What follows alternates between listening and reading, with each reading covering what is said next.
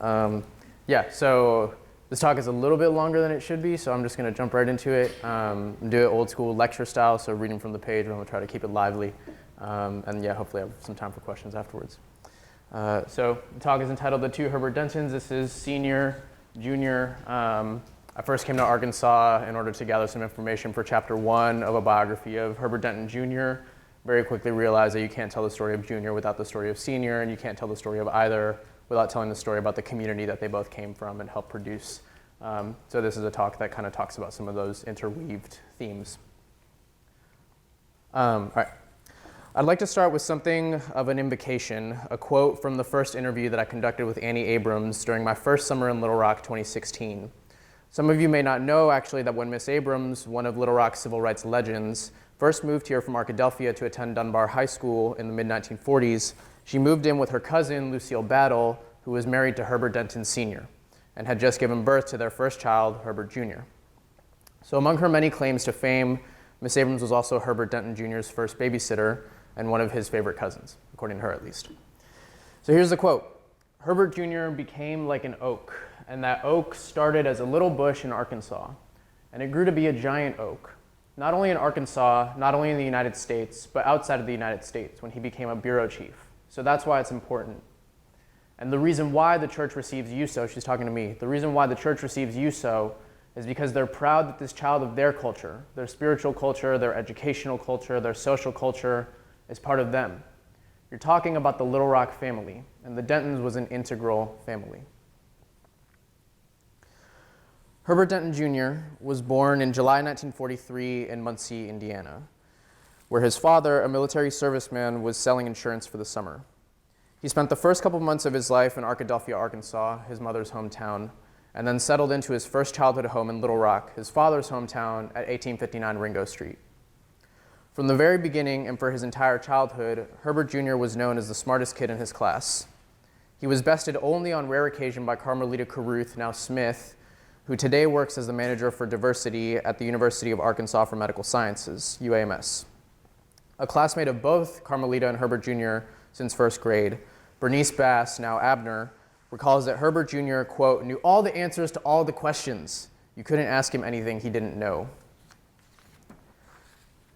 His thirst for knowledge and intellectual achievement appeared to have come instinctively.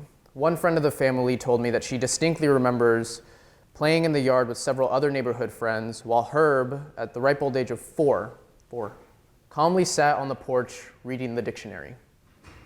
As Miss Bass Abner recalls, quote, Herbert read incessantly.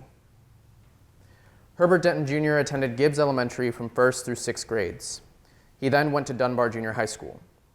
There he completed the 9th grade in the spring of 1958, while his neighbor Ernest Green was graduating from Central High.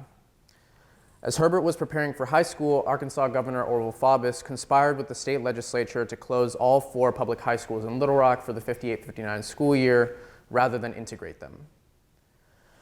This unbelievable act, of course, produced a devastating lost year in Little Rock public education history, the 60th anniversary of which was last year.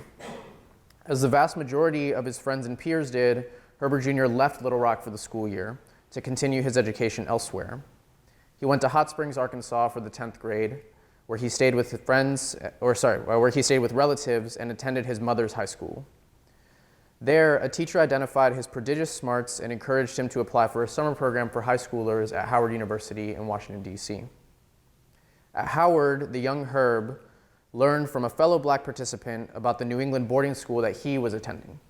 This was the Windsor Mountain School in the Berkshire Mountains of western Massachusetts, to which Herb applied and was accepted with a full scholarship. Upon his return to Little Rock, he launched a difficult but ultimately successful campaign to persuade his parents not only to permit him to leave behind everything he knew, family, friends, church, the state, but arguably more importantly, to forsake public education for private. Thus, for his final 2 years of high school, Herbert Jr. attended Windsor Mountain, where he graduated valedictorian of his class. He then went to Harvard University, no big deal, where he majored in American history, graduated with honors, and worked on the business staff of the student newspaper, the Harvard Crimson. At lunch on his first day at Harvard, his very first day, Herb met in the dining hall a young white fellow from New York. The two quickly fell into conversation which lasted through the evening. They only got up to refill their trays for dinner before they sat back down. This new friend was Hendrik, better known as Rick Hertzberg, who'd go on to write speeches for President Jimmy Carter and write prolifically for the New Yorker magazine. Herb and Rick quickly became best friends. Following graduation, Rick went down to Washington to edit a magazine called The American Student, published by the National Student Association. After a few months on the job, Rick, realizing that he needed editorial support, decided he would try to convince Herb, who was by then working in Manhattan as a banker at JP Morgan, to come down and join him. During the phone conversation, Rick warned Herb that the salary would be about a fifth of what he was taking home from Morgan. There was a pause, and Herb said, "Well, I'm going to have to think about it." "Okay, I thought about it. I will be right there." After moving to Washington, Herb began to realize himself as a writer, and quickly got himself a coveted summer internship at the Washington Post in 1966. By the fall, that turned into a full-time position, reporting stories for a section affectionately called SMERSH. SMERSH stood for Science, Medicine, Education, Religion, and all that stuff. It wasn't stuff. Herb's assignments all had to do with the E, which is education. Only 9 months later, Herb was drafted into the US Army to serve in Vietnam for a single year as an information specialist with the 1st Cavalry Division. One of his jobs was to escort members of the American press who were covering the war on the ground. But additionally, he wrote about military affairs and fellow soldiers' personal stories, publishing these in internal morale-boosting Army magazines. In the process, he earned a Bronze Star for valor. Towards the end of the following year, Herb returned to a nation's capital that was undergoing a wide-ranging transformation. The assassination of the Reverend Martin Luther King Jr. in April had devastated the city, but the riots that followed laid the groundwork for a major political reincarnation of the city's large and long-standing black community. That November, just after Herb came back, the district's school board election took place. It was the first Washington, D.C. election of any kind in 99 years. 99 years. From the early days of Reconstruction until that year, Congress had overseen the appointment of every single local government official in the district. Already well-grounded in local education affairs from his earlier stint at the Post, Herb continued covering both K-12 and higher education stories. His reporting carried such headlines as "News Center to Eye Nixon's Ghetto Plans," "Negro Dialect, Should Schools Fight It?" "Students Tell It Like It Is to School Board," and "Teachers Feel Domain is Being Invaded." 6 years on, in 1974, Herb Denton was named the newspaper's Maryland editor, which put him in charge of all coverage of the Montgomery and Prince George's County suburbs. That is, all of the orange and purple area of this map. So that's Montgomery County and that's Prince George's County. And I actually neglected to mention that basically throughout 1972, Prince George's County, which culturally speaking was basically a southern county, was undergoing certainly for the region, the most visible and controversial busing arguments, controversies, and Herb was covering all of this. So that's a piece of the research that we've just gotten into. And when I say we, I'm also pointing to my brother here, who's helping on the project as a researcher. So all the orange and purple area. So in 1974, Herb becomes the Maryland editor. This promotion made him the first person of color, and therefore, of course, the first African American to hold an editor's position at the Washington Post, ever. 2 years later, in 1976, he was named the city editor, which put him in charge of all coverage, both politics and people, in the District of Columbia, which, of course, is right here. And again, he was the first person of color, first African American to hold this position. Herb served in this capacity for 4 years, then transitioned to the national staff in 1980, covering the Reagan White House, and became a foreign correspondent in 1982. He was sent to Beirut, where for 2.5 years he had the challenge of covering the complicated and explosive Lebanese civil war. His next assignment was Toronto, where he opened up the Washington Post's first Canada bureau. He remained there covering Canadian politics and culture, from Nova Scotia to British Columbia, that is coast to coast, with an emphasis on Canada's evolving relationship with the United States. Quote, "Canada is my beat," he liked to say. And it remained so until his untimely death at Toronto Western Hospital on April 29, 1989, at the age of 45. He's now buried, along with his father and mother, at Little Rock National Cemetery. So, as you can see, Herbert Denton Jr. was an important, if relatively hidden, figure in American history. The life he made for himself scarcely appeared attainable at the time of his early childhood in the Jim Crow South. Since I don't have much time this afternoon, and I do want to spend a good chunk of it talking about his father, I'm going to quickly move to focus on what it meant for Herbert Howard Denton Jr. to be the Washington Post's first black city editor, and how he went about that job. Now, some of you may know that there's a pretty big difference between Washington and DC. When we talk about DC, especially in the 1970s, what we're really talking about is Chocolate City, the nickname bestowed on it by George Clinton and his funk band Parliament in 1975. At that time, the District of Columbia was easily 70% African American. It wasn't until Christmas Eve of 1973, barely 2 years before Herb became city editor, that the DC Home Rule Act passed through both chambers of Congress and was signed into law by President Nixon. Home Rule finally granted the citizens of the district the right to self-government, to elect their own mayor and city council, rather than serve at the pleasure of those who had been handpicked by Congress. Given what I just cited, Chocolate City, 70% black, you might be able to guess why it took so long. As Chris Myers-Ash and George Derek Musgrove have written in their valuable new book about the district, Chocolate City, A History of Race and Democracy in the Nation's Capital, the 1970s were a time of great tumult and great promise in a city that was not only the nation's capital, but also beginning to reassert itself as the capital of Black America. Herb Denton keenly perceived these developments. He understood that DC's stories needed to be told with clarity, rigor, nuance, and cultural competency. Otherwise, he knew, Chocolate City's tumult would never deliver that democratic promise. In the 1970s, a man named Leonard Downey was the Metro editor of the Washington Post. This made him Herb's direct superior, since the term Metro meant coverage of Maryland, Virginia, and the District of Columbia, otherwise known as the city. Looking back more than 4 decades later, Downey described his friend and colleague Herb as, quote, an advocate for black journalists and for black coverage of the black community. And, Downey went on, we talked about that when he was city editor, a lot, about the coverage of the black community, whether it was sufficient, what was it about, was it only about bad news? I felt that strongly too. And that was not a perspective that had been on the city desk before Herb came. That's another way that he was a pioneer. He refocused our coverage of the community. Now, Len Downey, a white man from Cleveland, known as Land Grant Len when he first started at the Post because of his working class roots, would go on to become the paper's executive editor, succeeding the legendary Benjamin Bradley, who some of you may recognize as Tom Hanks in the movie. That is to say, Len Downey became the person in charge of orchestrating the entire Post newsroom. All of its operations, its personnel, its tough decisions, the buck stopped with Downey from 1991 to 2008. And Len proudly counts Herb Denton as one of his greatest teachers in the Post newsroom, describing the Denton legacy as encompassing, quote, certainly race consciousness, coverage of the city, and just rigorous journalism. Rigorous journalism.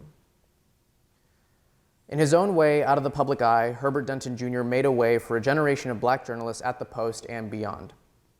These include Milton Coleman, Athelia Knight, Cortland Malloy, Juan Williams, Neil Henry, Keith Richburg, Gary Lee, Cynthia Gorney.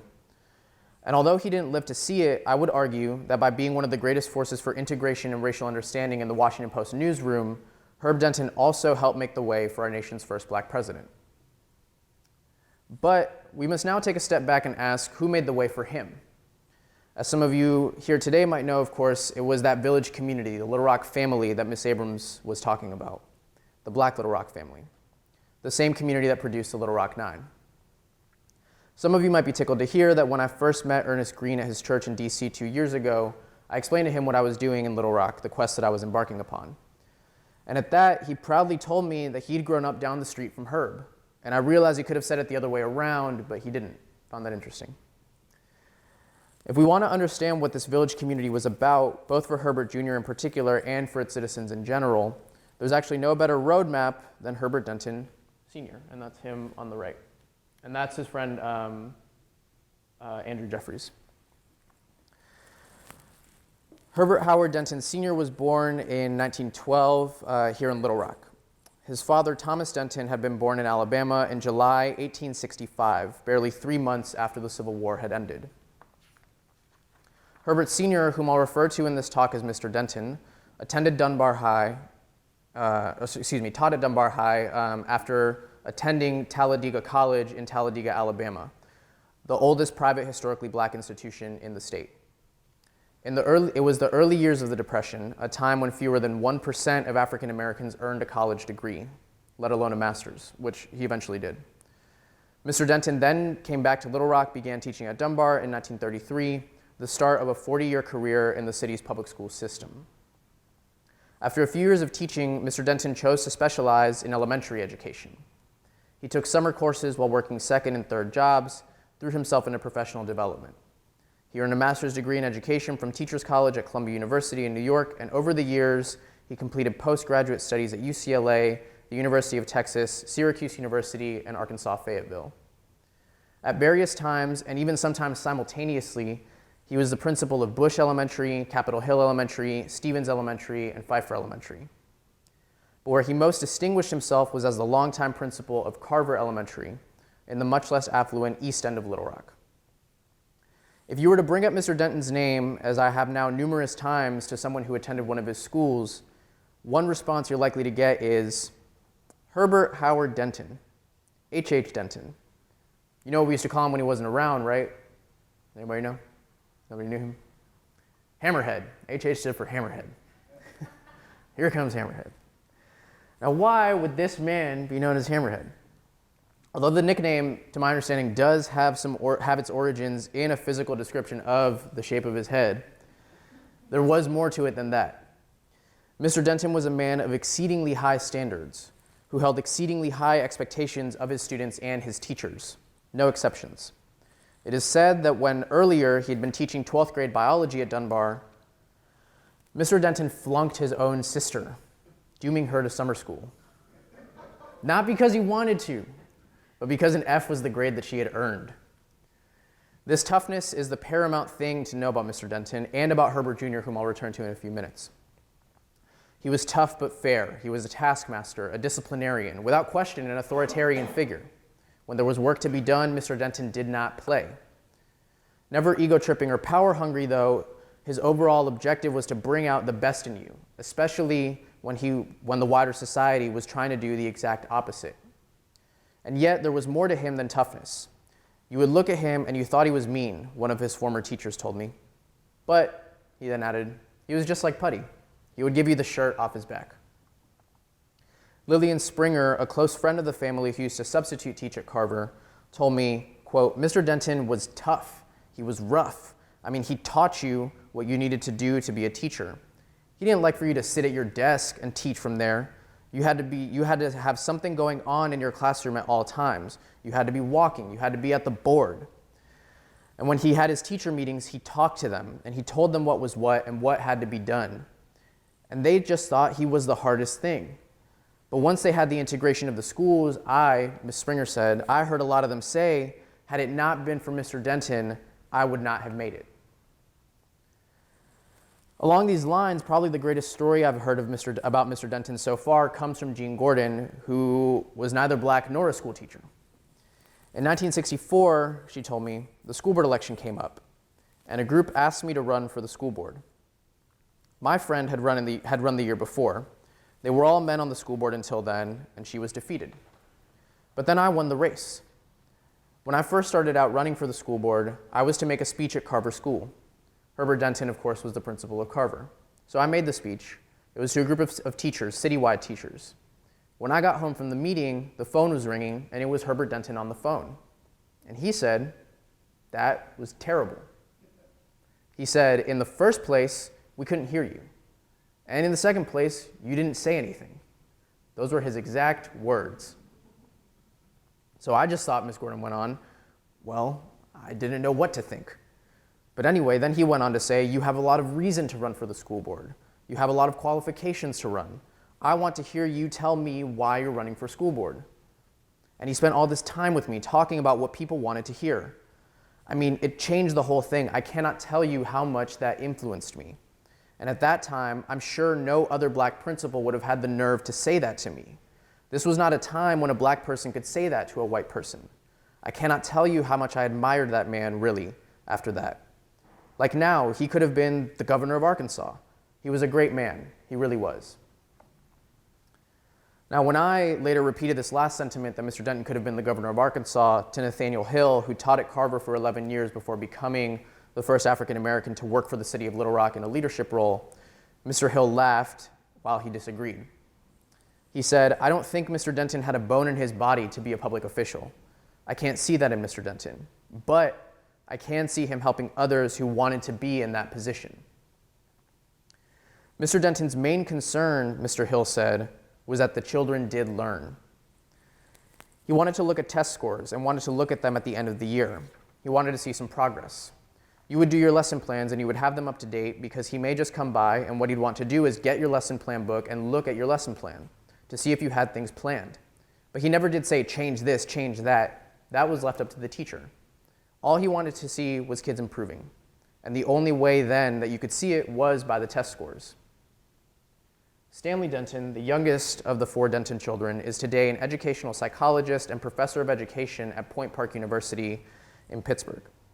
He also was a student at Carver in the 60s, where Mr. Hill was both his 4th and 5th grade teacher. Thus, his experience as both a pupil in his father's school and a professional educator and scholar of education himself is what informs these following thoughts about his father's leadership style. There's a term we now use in education, Stanley Denton told me, instructional leadership. Now, in the era of accountability, there is another expectation besides manager, that the principal will be the lead person for the delivery of instruction. My father was so far ahead of his time in that capacity. We're talking about the 50s and the 60s. Looking at the test scores as a way of evaluating principals was not routinely done then, but he was into that and he was very good at it. Dr. Denton continued, there is a subcategory of instructional leadership called clinical supervision, which means a principal going into the classroom, observing, and then giving feedback, sometimes even modeling a particular technique. He would begin rounds, he's talking about his father, he would begin rounds in the morning with lesson plans in hand, maybe spend 5 minutes in the doorway of each classroom before giving a nod and walking on to the next one. In the case of new teachers, that teacher maybe needed more coaching. He might call the teacher aside in a way that didn't take away from that teacher's dignity. He would use professional dialogue and ask permission to model the techniques. Now, I, as Benji, want to pause here for just a second and bring us into the present for a moment to share my own point of view. Today, Arkansas, and Little Rock in particular, are a case study in the overdoing of this accountability ethic that Stanley Denton describes as a pillar of his father's approach to education. From my own experience and eventual disillusionment with the modern education reform movement, I do believe that talk of test scores and achievement gaps has run amok. Tests are seen as end in themselves rather than means. But as we meditate on Mr. Denton's unsung place in Little Rock public education history, I believe it reminds us that the ethics of accountability and achievement do create meaningful change when driven by a genuine, and I mean genuine, love for and consistent communication with the families and neighborhoods and communities that our schools are a part of. Because as Stanley Denton put it, Mr. Denton, quote, believed that the school should serve the needs of the community. PTA meetings were far more than these little let's raise money meetings. They got into substantive discussion. This was definitely way ahead of his time. He empowered parents and members of the community as leaders. They would have huge turnouts, 100, 200 parents at these meetings. Substantive discussions about things that mattered to those parents. You could have gotten away with just cookies and punch and staff-led talks with the parents there to listen. But he was modeling something 40, 50 years ahead of its time. Genuine parental involvement, empowerment. That was a big part of his leadership style. In partnership with the East End residents who sent their kids to Carver, Mr. Denton worked to create an optimal learning environment for his students, one over which the community felt a sense of ownership. Despite being chronically underfunded for facilities and materials by the Little Rock School Board, Mr. Denton led a sustained and successful effort to make Carver the best-looking school in the city, resulting in the numerous City Beautiful Awards with which the city of Little Rock recognized Carver throughout the 1960s. Like many others that I've talked to, Mr. Hill recalled Carver as an oasis in the desert. The East End was a low-income community, far more materially impoverished than the Dunbar area where the Dentons and other professional black families lived. It was a depressed area of town, Mr. Hill told me. When you're out in the East End now, you see paved streets, curbs and gutters, in some areas even sidewalks. Might not be any houses now because they tore them all down because of the airport. But at that time, there were no paved streets, there were no sidewalks. There were open drainage ditches. That's what was out there. But when you walked into Carver, Mr. Hill continued, you knew you were coming into a different school because it was clean. When that bell rang, you looked down the hall. All the teachers were standing outside their doors ready to receive the kids when they came in. Mr. Denton ran a different kind of school. As I've already explained, Herbert Sr.'s leadership was founded on a place of deep, deep love for the community, his community, and its potential to flourish and uplift itself through hard work and solidarity. In an era where the most frequent cause for student absence was not having shoes to wear, Mr. Denton cut a deal with the owner of Sterling's, the equivalent of Family Dollar today, to buy shoes out of his own pocket, keep them in the trunk of his car, and visit students' homes after school if they missed multiple days in a row to offer them a new pair of shoes so they could return to class. Ida Pettis, formerly Butler, an elementary school principal today in Little Rock, who attended Carver and calls Mr. Denton her greatest professional influence, put it like this. It's kind of like Jesus used to do for people. How can you expect children to learn when they might be hungry? How can you expect them to learn when they've been up all night and they've been cold? Or they're barefooted, with their shoes all wired up, like mine were. Jesus would minister to the needs of people first, and then he would teach them. Mr. Denton was kind of like that. He would say, "Did you eat this morning?" "No, sir." "Well, come on, I'm going to feed you so you can go back to class and you can do a good job." Or, "Do you need supplies?" "Go to the office and tell Miss Crater to give you a tablet and a pencil." Teaching for Mr. Denton, according to Miss Pettis, was both a mission and a ministry. Stanley Denton put it best in terms of his own work as a mentor to black males in the teaching profession where there are far too few today. One particular instance he recalled was a situation with a pupil who had dealt with discrimination at the school where he was student teaching. Dr. Denton's counsel was this: wherever you go, it's going to be there. You can't run from racism. You have to deal with it at the time. They see your leadership potential, so they see you as a threat. Do you want to let them win? And the student said, "I never thought about it like that." That wasn't me speaking, Dr. Denton told me. That was Herbert Denton speaking. We talked every day about stuff like this. He was an educator at his heart. It was intrinsic to him. It was not a profession. It was a calling. He was very much aware of the angle he wanted to take to the fight for freedom. That is, giving life lessons. Like most African Americans of his era, Mr. Denton received his most meaningful life lessons from his church, Mount Pleasant Missionary Baptist at 1400 Ringo, one of Little Rock's oldest black churches. For the first 34 years of his life, Mr. Denton's pastor there was a remarkable man named D.B. Gaines, a trained medical doctor who in the year 1900 took over as senior pastor at Mount Pleasant. He held this position for 46 years until his death. The best roadmap, I argue, for the spiritual, ethical, and civic curriculum that Mr. Denton was exposed to in this church is a powerful little book that Dr. Gaines published in 1898, 2 years before entering the ministry. The book is called Racial Possibilities as Indicated by the Negroes of Little Rock. The book's subject is black leadership in Arkansas at the end of the 19th century. While most of the book is really a who's who of professional black Arkansans, I want to briefly discuss the opening chapter called Qualifications Necessary for a Leader. Prefiguring W.E.B. Du Bois's argument for a talented tenth, this chapter specifies 7 essential qualities of such leaders, which are education, common sense, impartiality, sympathy, superiority to the office he holds and the people he leads, morality, and a high regard for Christian religion. As I now turn back to Herbert Jr., and what his leadership at the post might mean for us today, I want to focus on the first 2 of these qualities, education and common sense.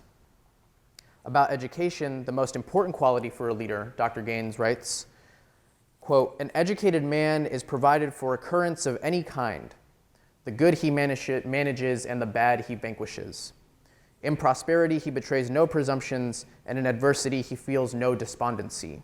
The properties of an education render a leader mindful of things past, careful for things present, and provident for things to come." Close quote. Let me stop here for just a moment because I want to note what I believe is the fundamental theme running through the entire Herbert Denton story, from Jr.'s great-grandfather Andrew Denton, born a slave, through Herbert Sr., the principal, onto the 32 recipients thus far of the Herbert Denton Jr. Memorial Scholarship, which includes me. That theme is education. As a Denton scholar and a student of Black Little Rock myself, whose life has already gone more places than my grandparents in rural Chile could ever have imagined, I now consciously abide by a few simple words that Miss Abrams told me when I first interviewed her, speaking about her upbringing. Education is the passport to freedom. But to get back to Dr. Gaines, what he writes, I think very interestingly, about common sense is that it is, quote, one of the qualities most essential to full intellectual power and development. It is what you might call the intellect of everyday life, the very soul of business, society, and home affairs. Common sense is opposed to carelessness, stupidity and skepticism, rashness and credulity, partiality and humbuggery. The man with an abundant endowment of good common sense will apprehend whatever is going on about him and will rapidly adjust himself to his environments and become at home in them, among them. The people should never follow a man who has not plenty of good, old, hard common sense mixed thoroughly with education. Dr. Gaines passed away about 3 years after Herbert Jr.'s birth, but I have no doubt that the pastor's influence was felt in young Herbert's early life through the example imparted to him by his father, who would have been baptized by Dr. Gaines and heard his sermons for more than 30 years. When I hear that memorable phrase, the intellect of everyday life, I cannot help but think of what is remembered more than anything else by Herbert Jr.'s Washington Post colleagues, that he had the sharpest eye for raw, unrecognized talent that they'd ever seen. Once he entered those positions of leadership and management, such as Maryland editor and then city editor, Herbert Jr. became a newsroom legend for his recruiting, hiring, and most importantly, mentoring of a whole generation of Post journalists, most of them Black or women, who've gone on to have prominent careers in journalism that continue to this day. As an editor, he worked tirelessly to cultivate the talent he saw in his reporters with the same tough but fair, sometimes really tough but fair, approach that his father took to cultivating teachers. According to Len Downey, Herb Denton was a mentor, quote, to certainly everybody that worked for him. When he would work on a story, it took a long time because he wasn't just editing that story, he was teaching while he was doing it. And the conversations about assignments took a long time too. He was very thorough as well as intense. Thorough and intense, no doubt. One former reporter I talked to, Hal Logan, even used the word volcanic. He told me that Herb once threw, get ready for it, a typewriter at him for wanting to approach a story in a way that Herb disapproved of. Laughing at my wide-eyed, open-mouthed expression, that same man, Hal Logan, then went on to credit Herb Denton with all the success he ever had in journalism. Herb wouldn't rest until he brought out the best in you, Mr. Logan said simply. Turning back to Dr. Gaines's list of qualifications necessary for a leader, we should draw a third quality of leadership and add it to our Dentonian mix: sympathy. About it, Dr. Gaines writes, if there were no such thing as sympathy, the aspirant for wealth or position would not hesitate to crush anyone who presented an obstacle to, or opposed in the least, his progress. A sympathizing leader values the lives and interests of men along with his own. Another way of putting this, as regards the style of leadership that both Herbert Dentons demonstrated, is the necessity of truly seeing the individuals you lead, knowing their personalities, so that you tailor your approach to bringing out the best in each specifically. Stanley Denton remembered once watching his father chew out Carver's custodian, Mr. Rump, for not having properly cut the grass. Now go back and do it over again, and do it right this time, he remembers his father bellowing. But right afterwards, Mr. Denton told his son, Stanley, when you're a leader, you have to know every person that you supervise, what their strengths and weaknesses are. What you just saw would not work with Mrs. Crater, the secretary. When she mistypes, I have to approach her in a different way. That carried over to the students, Stanley Denton recalled. He knew each kid, what worked best for each child. That is definitely something I've tried to model in my own work as an educator. My father was the master educational psychologist.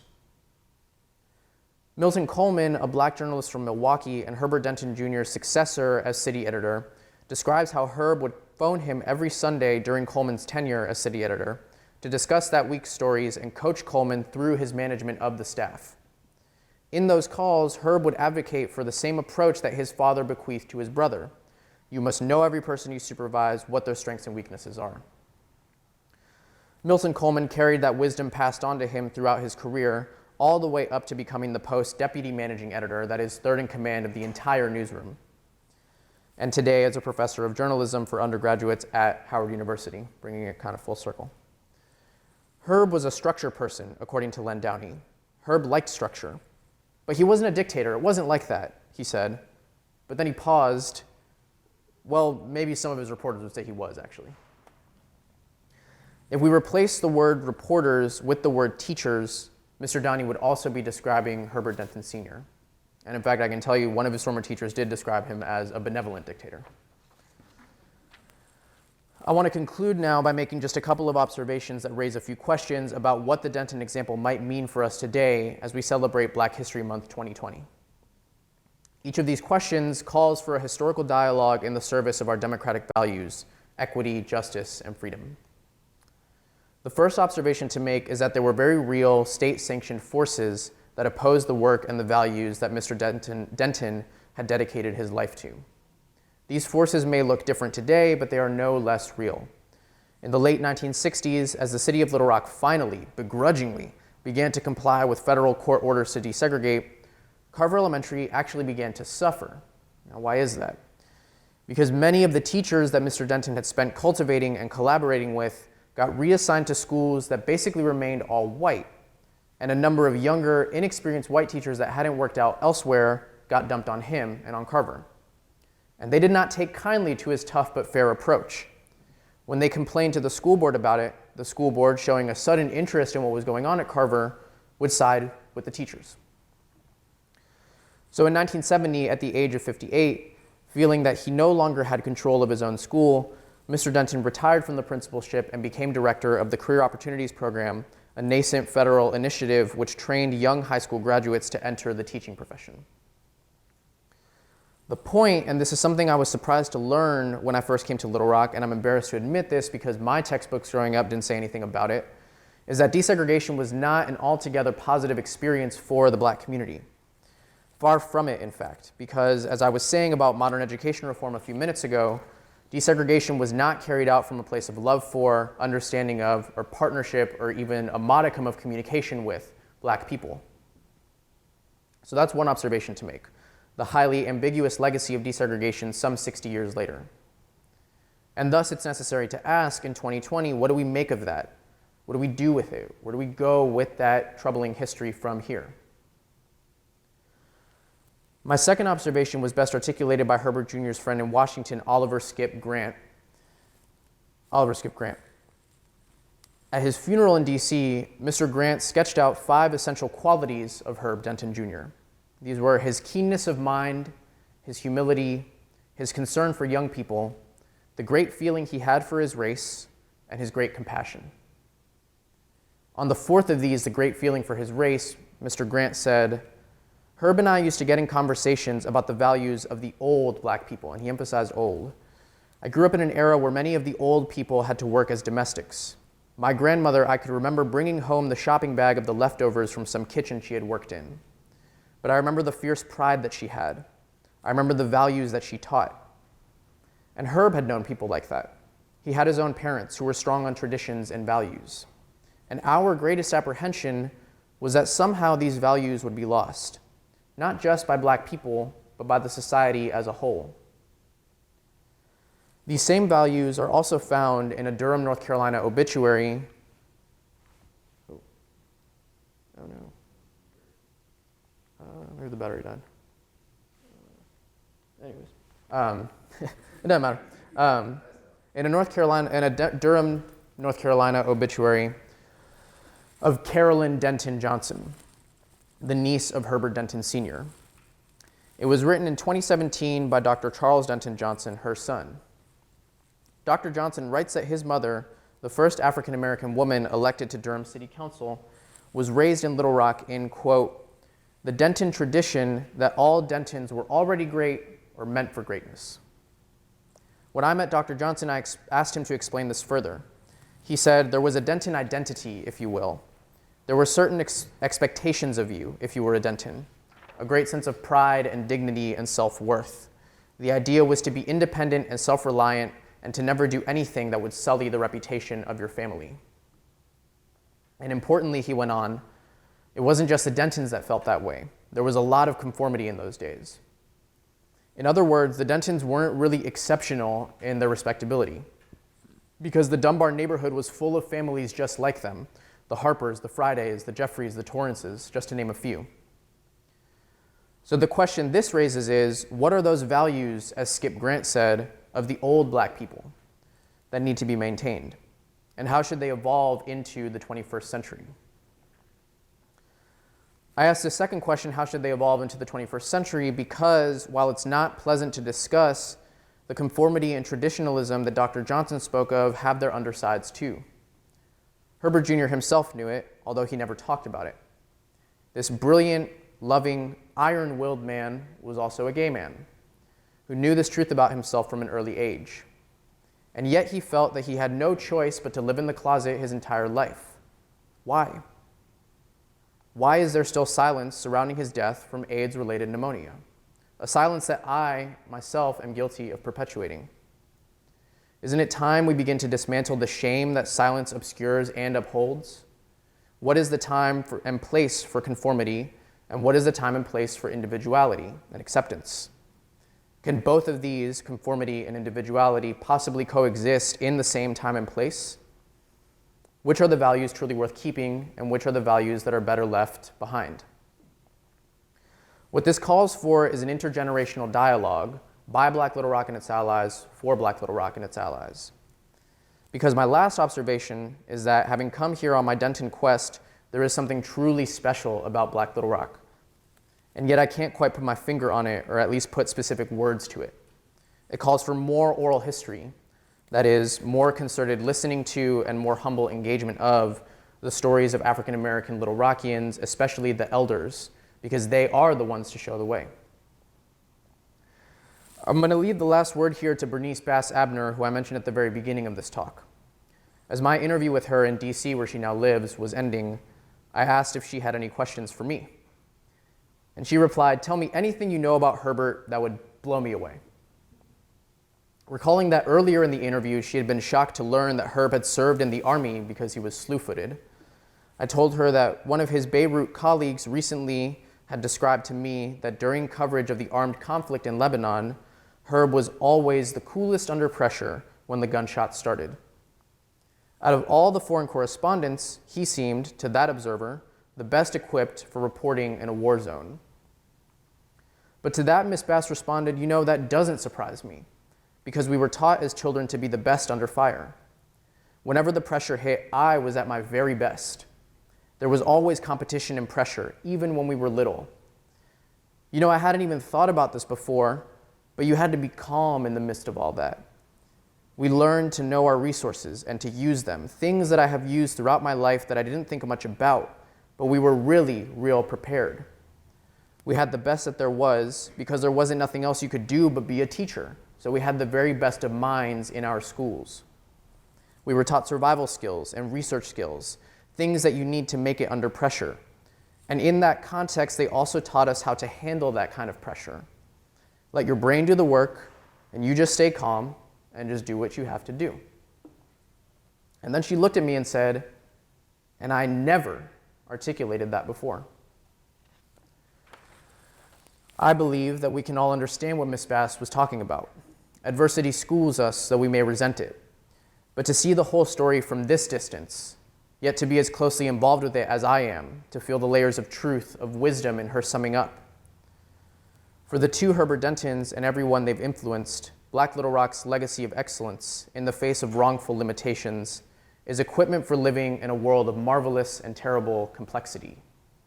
As our, and I mean everybody's, shared struggle for freedom and community goes on, we should not forget the life lesson contained in the Denton family story, that education, in its broadest sense, is a never-ending process of self-improvement, self-extension, and self-refinement to leave the places you go better than you found them, powered perhaps by pressure, but always carried through by love. Thank you.